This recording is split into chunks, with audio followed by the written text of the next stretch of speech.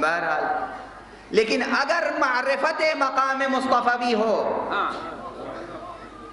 اگر ان کو اپنا مولا بنا لیا ہو،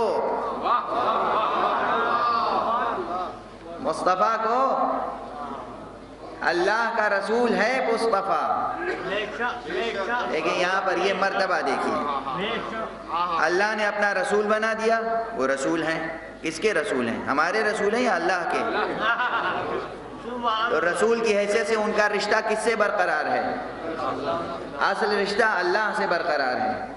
وہ نبی ہیں، کس نے نبی بنایا؟ اللہ نے۔ تو نبوت کے حوالے سے حضور کا رشتہ کس سے قائم ہے؟ اللہ سے۔ اب ہم سے اور رسول سے کون سا رشتہ قائم ہوگا؟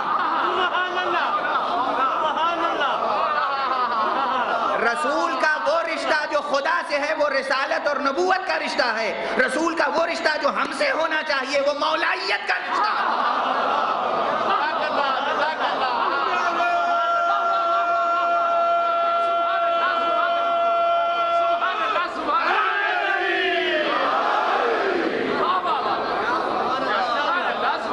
اور اسی لیے پیغمبر نے دنیا چھوڑنے سے صرف 70-72 روز پہلے جو ایک مخصوص اعلان کیا تھا اس میں جملہ یہی کہا تھا، من کنتو مولا ہو فہذا علی مولا، ارے جس نے مجھے مولا مانا ہو،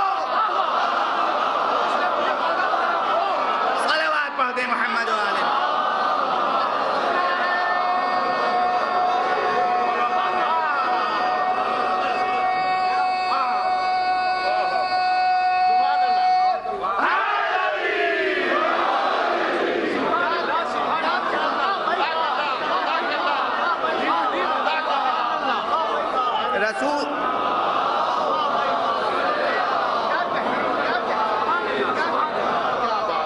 رسول تو میں رہوں گا تم مانو یا نہ مانو، نبی میں رہوں گا تم مانو یا نہ مانو، ولی میں رہوں گا تم مانو یا نہ مانو، مگر تمہارا مولا تو تبھی بنوں گا جب تم مولا مان لو۔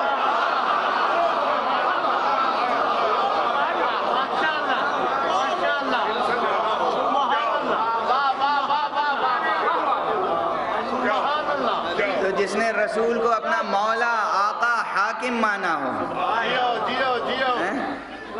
اب اس کانٹیکس میں دیکھیے کہ اچھا یہ اللہ کے رسول ہیں تو ہم ان سے پھر دوستی کیے لیتے ہیں، یہی معنی ہے؟ اللہ کا رسول ہے تو ہم دوست بنا لیتے ہیں، اللہ کا نبی ہے تو پھر ہم اپنا دوست بنا لیتے ہیں، اللہ کا نبی ہے تو ہم اپنا دوست بنا لیتے ہیں۔ دوست کے معنی ہوں گے یہاں پر، برن عقل و دانش بے باید گریست، اسی عقل و دانش پر رونے کا مقام ہے۔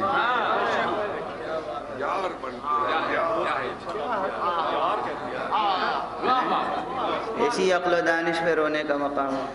اللہ کا رسول ہے تو ہم اپنا دوست بنا لیتے ہیں، اللہ کا رسول ہے تو ہم اپنا نبی ہے تو اپنا دوست بنا لیتے ہیں۔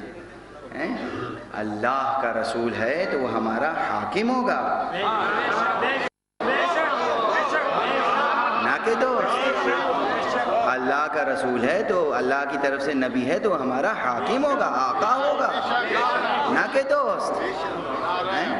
اور جب وہ کہے کہ من کنتو مولا تو اس کے معنی بھی یہی ہوں گے کہ جس کا میں حاکم اور آقا ہوں۔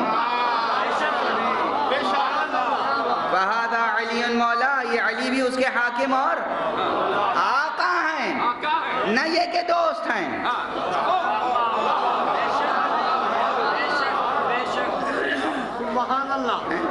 نہ یہ کہ دوست